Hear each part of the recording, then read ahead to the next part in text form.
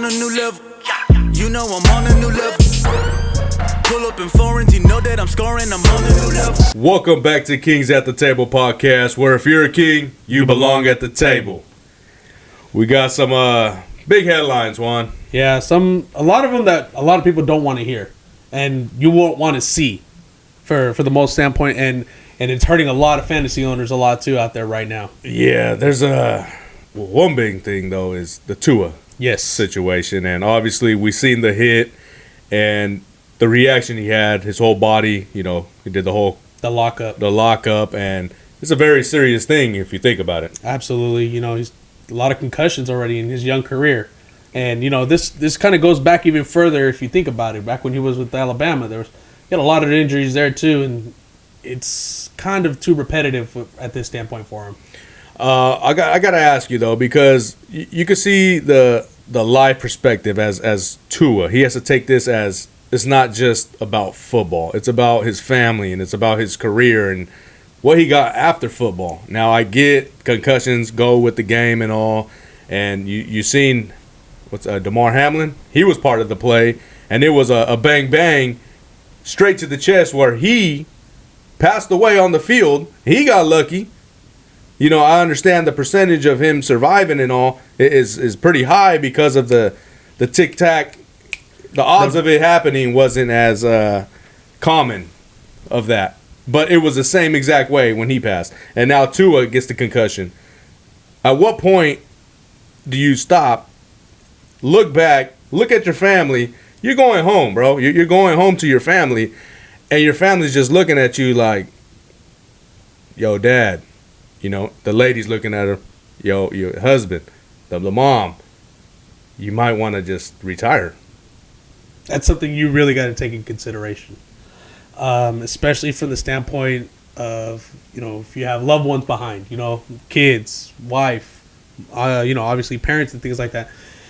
It's getting to a point where I personally believe that Tua should let just hang him up.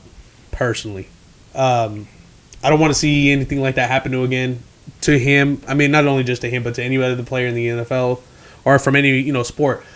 Something like that is real serious, and you know, who knows what could happen on the next one. You know, the next one could be worse, or you know, it might not even be that much or that bad of a play, and it could result in the same type of thing.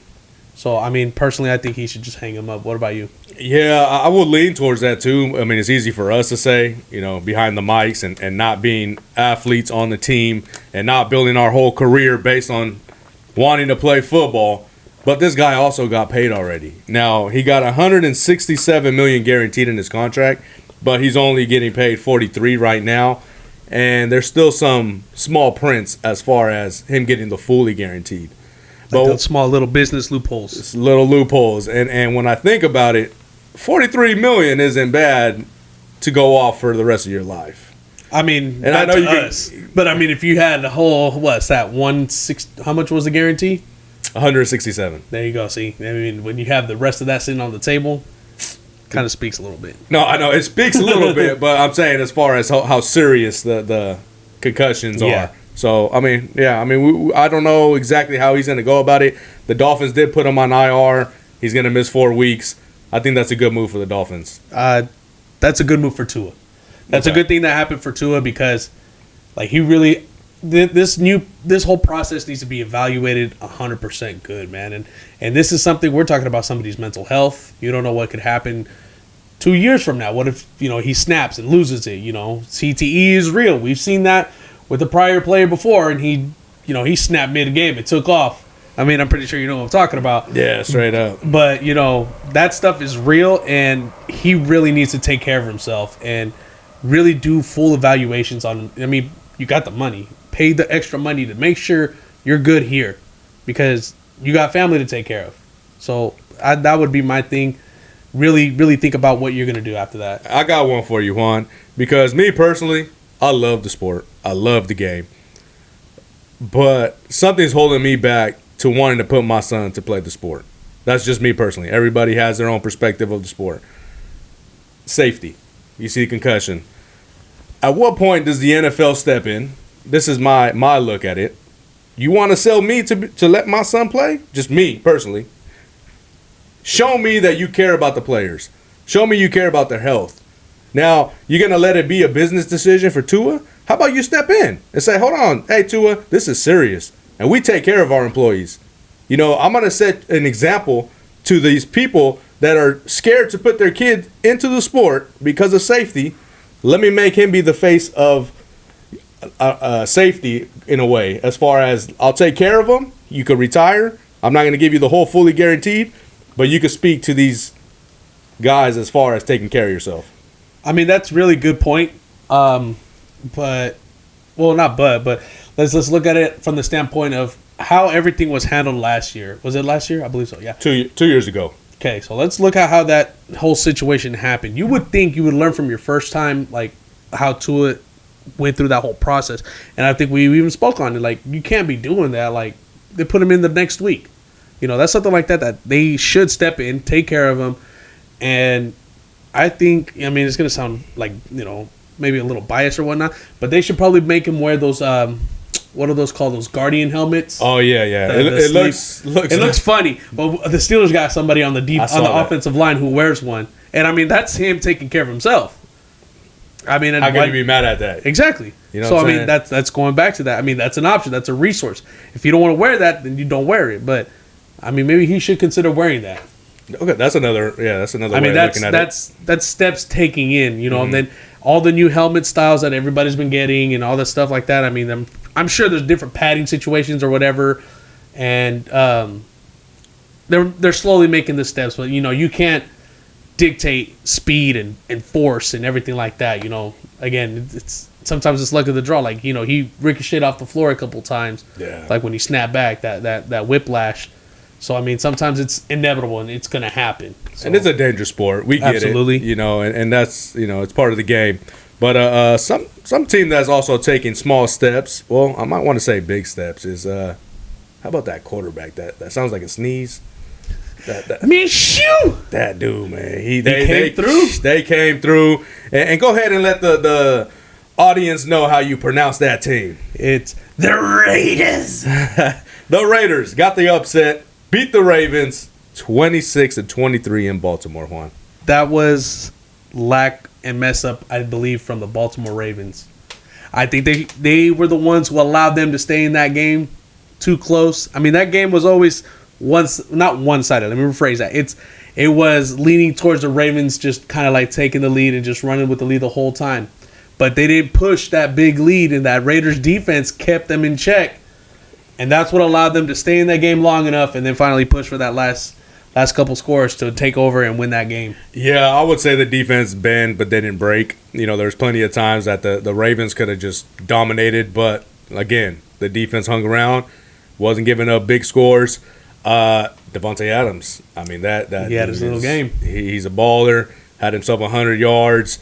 And that one catch, I don't know if you've seen on the sideline, like his whole body was like already falling, and he kept his toes in, and that just looked like some toe tap, some Randy Moss shit. And I was like, oh, that was badass. That was clean. That was a good play by them. So I mean that's upside for them. You know, they've been in it's only been 2 weeks, but they've been in their games. Yeah, you know, the game against the Chargers sucks, but they stayed in there. That defense kept them in there. Ravens, question marks. Ton of them. I mean, you're 0-2. There's no trust. Juan, right now, I just got to bring this shit up. Okay, shoot it. Because you just we were sitting there in the goddamn living room, and what? I don't know who this dude is, but Eric Edholm? I don't know what his name is. Eric something or Eric something. He works for NFL Network. Well, look at the camera and speak to Eric and let him know what you have a problem with him about NFL Network. Hey, my guy, check this out. How do you got the Ravens in the top 10 with an 0-2 record? How? Make it make sense. Make that make sense, please, sir. Make that make sense and tell me why you believe that. Because if they go 0-3, then what are you going to say? Oh, yeah, they're still top 5. Fuck out of here. Yeah, straight up. Like, you haven't won a game this season, but yet you're top 10? Make that make sense. That make sense. Hey, let's put the Panthers up there, too. Fuck it. Might as well. At this point. And the Giants. Broncos, we're 1, 2, and 3, and 4 right there. That's the top 4 teams in the NFL right now. God damn all the 0-2 teams. But besides that guy, man, let's get back into these games because there was a lot of good ones out there, man. And the primetime games this week did not disappoint.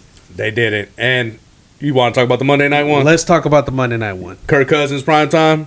The one prior to this one, he was like 3 and I think it was like 18. Yeah, he couldn't perform prime time, but last night he showed. That last drive right there, man. That was it. That was nice, and the Falcons made a good decision in signing him. I mean, I know that first week they didn't get that W against your Steelers, but let's not overlook your guys' defense. Absolutely. But they had a chance to drive, no timeouts, to win the game, and Kirk Cousins did that.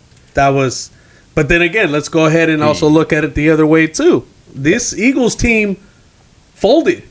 They folded, and we were talking about that. Like, okay, a lot of the times, we like to do that. Okay, who was the fault at this loss? Who lost this game? And you checked all the boxes. What were the 3 boxes? I said everybody's blaming Barkley for not catching that catch. That was a huge fucking play. Huge. That would have changed. That game was over right then and there. That was big time. That was big time. And then the coach for making that decision. Big time. And the Eagles defense for letting them drive down the field. Full time. Man, it was bad. Secondary broke down. It's a whole team loss. That's absolutely right. And you can't take away from the Falcons. Like you said, man, their defense was looking nice. I mean, there was a lot of times where, the Eagles were doing right. Like Jalen Hurts was going off. He was running a lot. He was running a lot. I was like, damn, he's getting down. But Barkley's use wasn't too high on that game, I believe. Yeah. I don't know. I mean, you as a fantasy owner of Barkley, I mean, how did he do for you? No, I don't know. I'm looking a little too deep, but I feel like Hurts wants to make sure it's his team. Kind of like an ego kind of thing. The egos. The egos. You know what I'm saying? And we spoke on that a little bit last year. And Barkley had 3 touchdowns last week, and it started leaning towards like this dude's about to be. Well, I had him potentially being an MVP this year, just based on how he looked that first week. And all of a sudden, his carries went away this next week. Jalen Hurts is running a lot. I'm not looking too. I don't want to look too deep, but just keep that in the back of your head. That Hurts is. I'm starting to see that he's starting to feel a little bit of a. Well, what about the fact that he didn't have AJ Brown? He didn't have AJ Brown. That's like his big target. He likes to go to that guy a lot. Spreads the ball out, spreads the field more. He didn't have that weapon that weapon for this game, but I mean, still, you have Barkley and you had Devontae Smith, and everybody was picking up pieces. He was moving the ball pretty good. And I was like, damn, they just never took off, like fully, completely. But don't take away from the Falcons' defensive line. They were getting back there. I like the Falcons. That's why he had to keep running, all the time. That pocket was collapsing a lot. It was. So that's something interesting to think. Let's get into the Niners. Niners lost in Minnesota. I think one of my boys texted me saying that they haven't won in Minnesota since 2002. No, 92. 92? 92. Oh, that's might be 92. I read that stat too. 92 or 2002, but it's 20. No, it was 1992. The last time that's the year I was born, bro. Damn, that's like 80 years ago, dog. Let's just hit it one time.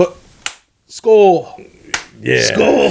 Shit. It was I can't even put it into words because it was just like, how the freak did they lose to the Vikings to a backup quarterback they had last year, Sam Darnold, and there was all this shit talking from the defense of the Niners saying that what did he say? Like it was every time he throws the ball, it was like magnets to my hands. They always came to me every time. I think that was Lenore. He was saying that about Darnold about their practices because he said he'd pick him off all the time in practice. And Darnold lit it up. I mean, he put up 268, 2 touchdowns, and no interceptions. And let's not forget the deep bomb he threw, that 97-yard touchdown pass to Justin Jefferson. That was a badass play. Yeah. The best part about it, if you ever go back and watch that play again, I know the Niner fans won't, but if you go back and watch that play, that referee in the back kept up with them the whole fucking run, bro. I saw that shit. Hey, man, hats off to that referee right there, bro, because he did that. He got his steps in. Hell yeah, he did. Big time. He was, he hit 22 miles per hour. He's all hella booking. That shit's crazy. He did. The Niners, though, you're struggling against Minnesota on the road. I mean, it could just be a 1 week thing, but you did lose players as far as Debo. And Bosa did have that little ankle injury, but he did return to the game. Kittle had a little cough up. Yeah, him too. And Justin Jefferson also got hurt in that game too. Justin Jefferson, yeah. So, I mean, that game was more of a, I don't know if it's a fluke.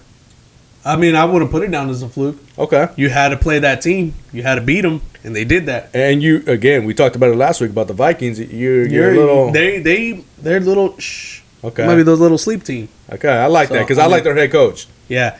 And you sent me one little article about it. And Dan Orlovsky.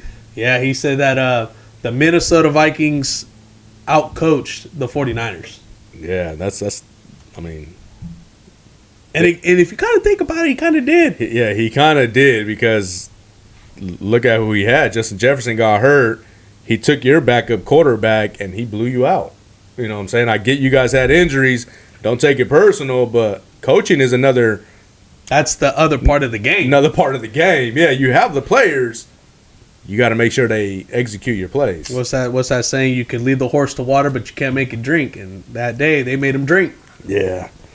One more game we got here is the Saints and Cowboys. So that game was weird, bro. And you know, we were talking about it. We didn't see it coming down like that at all. And Derek Carr on another level right now?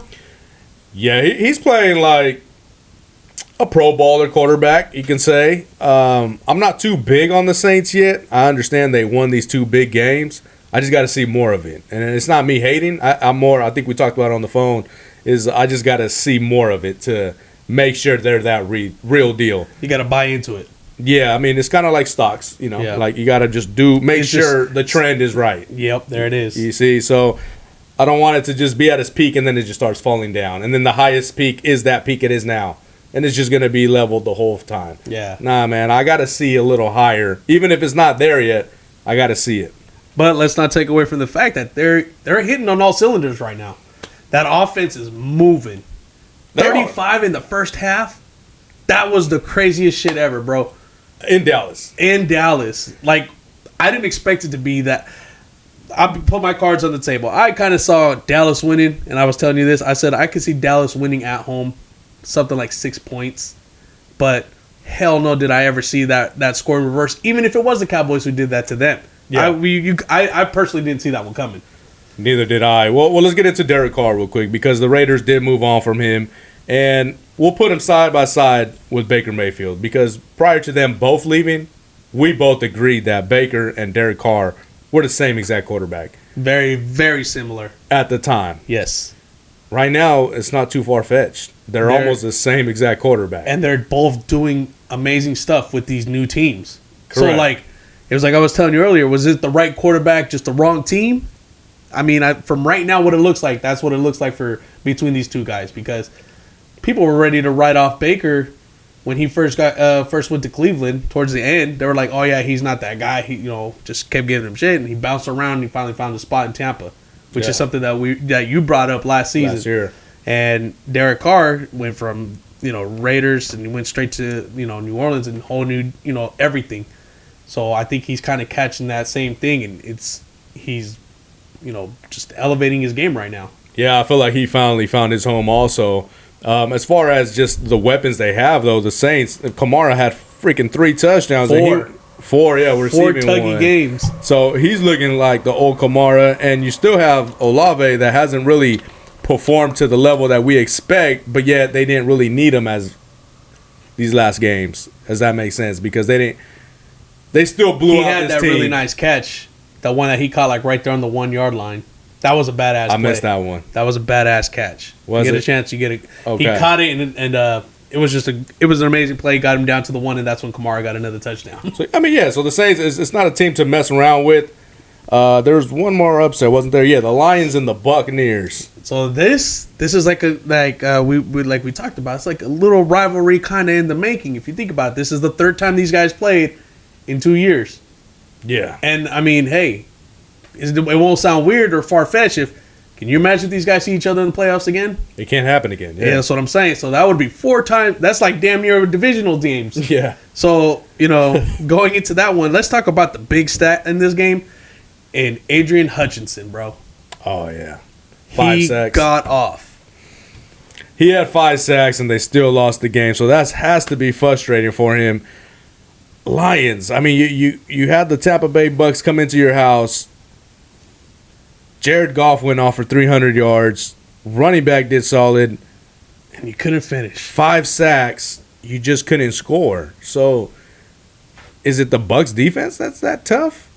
I mean, because you had 16 points and all your offensive guys did what they had to do except score. You know what I'm saying? It's like you have all these stats and fantasy and It's all you did half of your job and you still lost. straight up because Hutchinson did 5 sacks. It's like all your stars Did what they had to do. you know what I'm saying? And but man, that crossing that one line, it just didn't happen for him. Yeah. And that's credited to I believe the Bucks defense. But Vita Vea is That's out. a big hit right there for them. That's gonna suck. That's a going pro forward. baller. Exactly. We'll see how that goes for them. But let's not take away from Baker Mayfield. He's out, man. He looked nice that game, bro. I was watching him and he was that tough, especially that little touchdown run he had. I was like, get that shit, Baker. Yeah, I was like, he got me hyped. One thing about Baker, he'll get you hyped. Yeah. And the team will play for him. Absolutely. And that's one thing I do like about Baker. Very underrated when it comes to that perspective. He's got that hella good hype, man. Like I want to be in that huddle before the game starts because he's gonna get you. He's gonna get you going regardless of anything that happens on that field that day. He will get you going and pumping you up. He lets it all out on the field. Absolutely, that's one thing I do admire a little bit about Baker. Definitely. Well, what's another topic that we had there? It was I think it was the referees as far as not being able to review punch? Punches or ejections, because that was a very weird situation. Because in both those games with the Chicago Bears and the Houston Texans, and also in the Atlanta Falcons and Philadelphia Eagles games, there was a punch thrown in both those games by 2 different guys, obviously. But the one on the sideline, what's his name? I forgot to pronounce it. Well- I know exactly who you're talking about. Well, one of the linebackers or defensive ends for the Houston Texans went, and the play went out of bounds. My guy got up and he tried to haymaker homeboy on the Bears. Like his face mask damn near almost looked like it was ready to spin to the side. Yeah, it was pretty bad. I was like, damn, and that shit didn't hurt his hand. That was almost as better than the UFC fight that happened in Oh man, shit. the Sphere. Fuck, shit. That was bad. He would have probably dropped O'Malley. Gave him one of those. Man, that dude didn't show up, by the way. I wanted to throw that in there because I'm very frustrated with that guy. That shit was whack, man. Well, I mean, he got outperformed 100%. He went into a fight fighting dominated. somebody that didn't need a fight. Just take him to the ground. But anyway, We don't want to get off subject, but god damn it, that was the same shit, and it was a really bad hit. Yeah. I mean, he's full force. Like we said, he should have almost hurt his hand instead of hurting him because he punched that helmet pretty goddamn hard. I'm surprised he didn't break his hand. That was hella funny because I thought the same thing too. I was like, because he threw that bad boy pretty hard, bro. He swung like he was trying to knock him out. So let's get to that point though, as far as. But at that point of the game, man, if you remember, that was peak of the game. That was third down. There was a lot, but not only that, but there was a lot of emotions going in that point in that time frame of that game. I mean, that whole game was high emotion, right? Did we talk about this? We did a little bit. Hey, Rich, I know. I know, but yeah, exactly. I just want to make sure we let these guys know is there was tension between the Bears and the Houston Texans. It was a lot of like aggression. There was hard hits. It was going down that game. And we were like, is this like a somewhat rivalry? And I was like, do they not like each other or something? Like there was something going on between them two. Correct, but I brought up the fact that the Hall of Fame game could have brought this tension because you were practicing with this team all week. I understand it's preseason and off-season mini camps, but these starters are practicing. And then you go into this preseason game, and now you see them 2 weeks later. So you've seen this team 3 times in the past month. So I can see the tension. It was pretty bad. Yeah. I mean, yeah, you did bring that up yesterday when we were talking. So that's just interesting to see, too, because that game, they like I said, there felt like there were some emotions behind that game. And they would really put it down on the field. But let's get to the point as far as what the NFL should do, because you're telling me you could review all types of interceptions, fumbles, holding, all this random stuff. But yet, an illegal hit, a very vicious hit, could have got someone injured. You can't review that. And it was third down. That would have been a 15-yard penalty, first down, and the game was close at the time. So that could swing a game. That's a momentum shifter. Right? Absolutely. So at what points does the NFL have to really look into this because I believe they should, and they should be able to review that. Yeah, they should because okay, like what did Homeboy have to do with anything on that play, bro? He did it. He was an spooked. innocent bystander. He was like, "What the fuck?" He went like this after he got hit. Damn. So like something like that, bro. Like that's serious, Yeah. you know. But that's hella weird. And then the other one that happened with But do you think they should review that? that's something that should be looked. Because after the game, they review it and then they get fined. Yeah. So, So if you're gonna find him, if and there's a fine suspension that possibly. absolutely, yeah, that's a possibility too. So don't tell me tomorrow we get breaking news that dude suspended for a week. So that should have been part of the game. Should have been 15-yard penalty. Because New York watches this. That's They watch everything, and what do? They're the ones that be like, "Oh, it's an official review." They're the ones who do that. But then again, would we be interfering too much with the game? bro. They should interview that more than they should review a holding. If they're not reviewing holdings for you know who, you know what I'm saying? They should If review there's not a pass interference, at the end of the game on a bang bang. damn, Not the team bang bang, but you know. damn, Rich. Yeah. What's another topic we got there, Juan? I think it was injuries. Injuries, Kinda man. were getting into that. Man, Rich, it's injury season right now, and we're only 2 weeks in. You know, this kind of reminds me. Remember when all those injuries started happening in New York? I think it was a few years ago. Offensive linemen, the Niners lost half their team in that one game, and then yeah. like everybody just started going down, and it was just all in New York. A trickling effect. Yeah, but this year it's happening all over the place, and and a lot of these really good players are getting hurt. Some, I mean, like, dude, like it's just weird. It's a very high injury time right now. It's a very odd season as far as injuries, and so soon in the season, all these injuries, and it's never happened this many this soon. Now, Juan, I know we talked about it before as far as the defense stepping up. I think there's only been 66 passing touchdowns in the first 2 weeks. That's the lowest in the past 6 years. And we kind of got into it yesterday, and I was just like, Juan, I think the defense has finally figured out how to do these hits legally. So now the physicality is slowly coming back, I believe, because the defense is starting to lock in now. What do you think, Juan? That's very true. And but you know what though? We're still having these BS calls that was a clean hit. A lot of the times, I think which one was it? The one our game. Yeah. That's when I was like, oh man, what was the one? The one was Locke. That was simultaneously there was nothing he could have really done, man. Like he could have pulled up. He was playing the ball. He wasn't trying to hit Calvin Austin. So I mean, I'll take the 15 yards, but looking at it, man, like it was a timing thing. There's got to be a point to where if he has no other direction to go and he's already full speed, already launched in the air. You could tell. With certain plays. You could tell. Sometimes, like that one I wasn't even mad at. I was like, damn, he fucking knocked Calvin Austin out. And then the flag started coming. I was like, yeah, 15 yards. Let's go. Yeah. But there was nothing he could have done. Yep. I mean, what was he? And at that point, he's putting himself in danger because what if he hurts himself? Then you're out of a safety. Yeah, but I mean, that's the game, the physicality, and he was going for the breakup. He wasn't trying to injure him. No, absolutely not. It just happened that his shoulder. It was his shoulder too. It wasn't even like he was going with his head. Yeah, it was his shoulder. But do you believe that far as the defense is starting to catch up to how those flags are being thrown? I think the defenses are getting better. I think defensive secondary guys are getting better. That's what I are believe. understanding the rules. Yes, they're playing the ball differently now, and you're seeing a lot of breakups lately. I've been noticing a lot of breakups.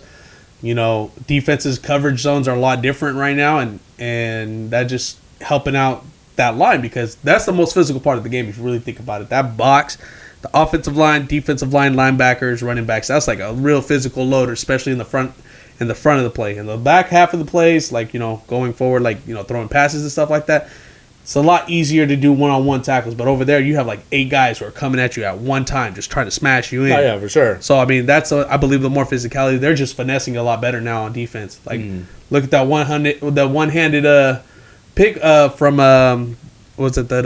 What's his name? Fuck, who was that from? That was badass though. Yeah, that's what I'm saying, bro. Like, just think about it. He just.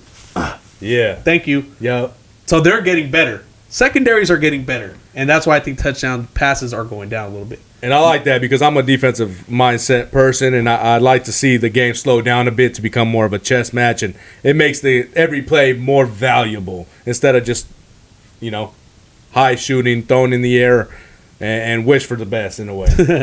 For sure. What else, Juan? Is that it? I think that's all we got for this one. Let's see. What else are we gonna touch on? Let's go ahead and what's for grabs for next week, Rich? There's a couple really, really high examining games going on next week too. Let me see real quick what we got here. The one that I'm really interested is going to be the Eagles and the Saints, and the Eagles and the Saints, because that's going to be like, hey, if the Eagles lose again, that's a red flag. That's another red flag. That's the same stuff we kind of noticed last year. Like, hey, this team has all the boxes checked as far as team wise, but they're not putting that on the field. If the Saints win, and if they win in the fashion that they've been winning, that trend is still going up. Big time. So, I mean, that's one game that I'm kind of looking forward to looking at. And what about you? Which game is it that catches your attention? That catches my attention. I'm going to have to go with the Baltimore Ravens and the Cowboys. I mean, that has a lot more on the line, in my opinion, just because you have an 0-2 team. And yeah, you have a 1-1 team with the Cowboys, but if the Cowboys lose at home again, that's pretty big because you just paid these two guys, and then here comes like all the fans and Stephen A. and everything's gonna come on the Cowboys. I mean, that building's gonna start falling big time. And the Ravens, Lamar Jackson, you go down 0-3. I don't know. You can go down 0-3. You go down 0-3. I'm not sure what Baltimore's gonna do. And all their pieces left.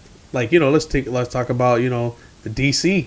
He went over to he's taken over in Seattle. And then Greg Roman, he left too, didn't he? I forgot about Greg. I think he left, or no, he's still there, I think so. But I mean, let's just put it out there. I mean, the Baltimore Ravens have Derrick Henry. Yeah. And they're not efficient running the ball that great. Granted, he had I think he had like 80 or 100 yards last game. He did 80-something. But look back at his first game. He only had 37, 40, 60-something. That's a guy who's supposed to be getting you your 100 yards, at least somewhat averaging, at least getting there. I mean, he did turn it up last game. But if you guys go 0-3 and you have all this, and that, and supposedly this was their, they kind of hyped it up again. It's their year. This is the time that they're going to do it. You're 0-3 going into week 4, almost quarter of the season-ish done, and you really haven't proven anything. Where do they stand? Apparently, they stand number 8 in the top 10 to that one guy, Eric, whatever the hell his name is. Yeah, he should. I mean, I don't know. Someone should test his credentials because, I mean, I'm sorry, man. I'm going to say it straight up. I'm going to say how I feel. There's no reason for the Ravens to be top 10 right now at this point of power rankings, and he had them at 8 or 9. He had them over the Packers. Like, I understand maybe later in the year, go ahead and put them there, but 0-2? At least let them get there, because right now they're in the back half. Like, you're definitely showing favoritism at that point. Like, there's no way in hell, bro. Like, they haven't been impressive. No, it's not even impressive. You haven't won a game, bro. Like, what? That doesn't make any sense, dog. I don't want to get too carried away with that dude. But, yeah, those are two games to look forward to. And then I believe we had one more that you and me were talking about that, is another good one. I think it was the Lions. I forgot who the Lions are playing. No, Lions or Cardinals. No, well, that one could be good. Yeah. You got your our game is pretty and Chargers, good. Yeah. That's going to be a pretty good test for us. Yeah, I mean, you got Harbaugh going into Pittsburgh, and your defense is It's our home opener, too. playing really good. Home opener. So, and we talked about it. I really am interested in seeing what our defense, because we talked about it, like our defense looks like it might be the truth right now. Because we held the Falcons top 5 right now. We held the Falcons at 10 points, I think, and they scored 20-something against the Eagles. So does that mean our defense is better than the Eagles? And we got to Kirk Cousins like crazy. Oh, it's better than the Eagles.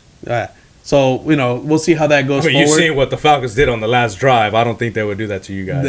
No. And then there was times where they did throw that one touchdown pass to Kyle Pitts. But the last drive, though. Yeah. Kirk Cousins wouldn't have done that to you guys on primetime at home. I don't think so. Hell no. And don't say especially at so. home, nah. Yeah, nah, yeah, that wouldn't hell happen. nah. Fuck but no. but the one, TJ would have got that yeah, hell yeah, he would have. strip fumble. Yep, and he takes his bow afterwards. Yeah. He checks with the ref, like, "Hey, can I do this? Can I do this?" I mean, it's not the Chiefs. Slip that one through. But the thing I'm really interested in seeing is when we play against the Chargers is that can we stop that run game? Let's look at that part because J.K. is killing it. Yeah. In both two games, I mean, granted, they played against the Raiders and they played against the Panthers. Granted that, you know, it was those two teams. He still got 130 yards each game. That shit's ridiculous. Yeah, he's balling, and Harbaugh So got him that's playing. that's that offensive line. So this is going to be a really good test for us. So I'm very interested in seeing that one go down, and especially that rookie that we gave praise to week 1. Alt. He's going against TJ. We'll really see if he's got it, considering the fact that TJ is arguably one of the best defensive players in the league. Not saying that Crosby ain't though. Not saying that Crosby isn't, but let's just also say that, you know, there's tiers. We got Yeah. levels to things.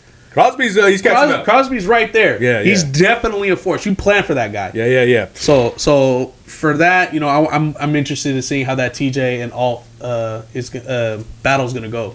For sure. Well, I think that's all we got for this episode, though. For sure, it's good stuff. Make sure you guys tune in next week. Like, share, and comment. But make sure you guys share this to one of your friends, right? Hell yeah. Let these people know who we are. We need to get out there. We need your guys' help. You guys are some ton of supportive fans, followers, but share, right? That's the big thing. Let these people know. Help us put our word out there. You know what I mean? We pretty much always right about a lot of stuff. What do we say? We're ahead of the curve. We're just slightly ahead of the curve, everybody. And Juan, what do we always say on this show? If you're a king, You belong at the table. We'll see you guys. Gone.